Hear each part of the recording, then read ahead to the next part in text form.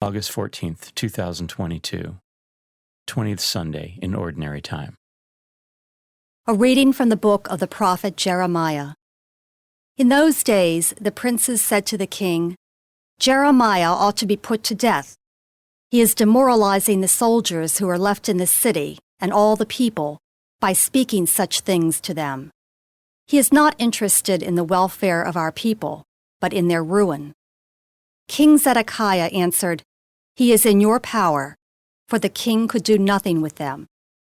And so they took Jeremiah and threw him into the cistern of Prince Micaiah, which was in the quarters of the guard, letting him down with ropes. There was no water in the cistern, only mud, and Jeremiah sank into the mud. Ebed-melech, a court official, went there from the palace and said to him, "My lord king, these men have been at fault in all they have done to the prophet Jeremiah, casting him into the cistern. He will die of famine on the spot, for there is no more food in the city." Then the king ordered Ebed-melech the Cushite to take 3 men along with him and draw the prophet Jeremiah out of the cistern before he should die. The word of the Lord.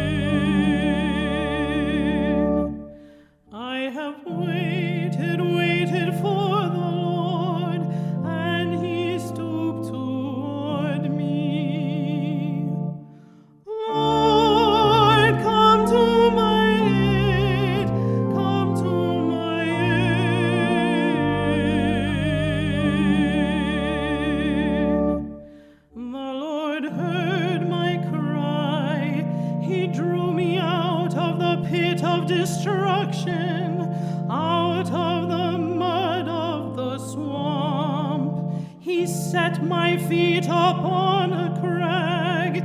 He made firm my steps. Lord, come to my aid.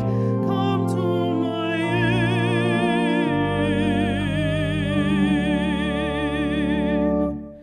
And he put a new song into my mouth, a hymn to our God.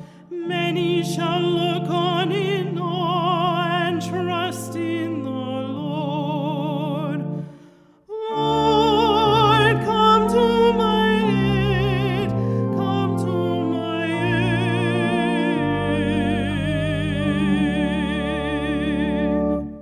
Though I am afflicted and poor, yet the Lord thinks of me.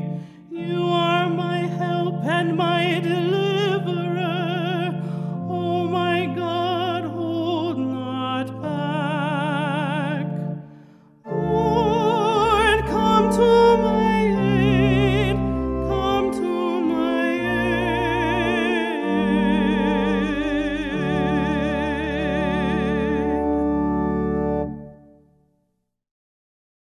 A reading from the letter to the Hebrews.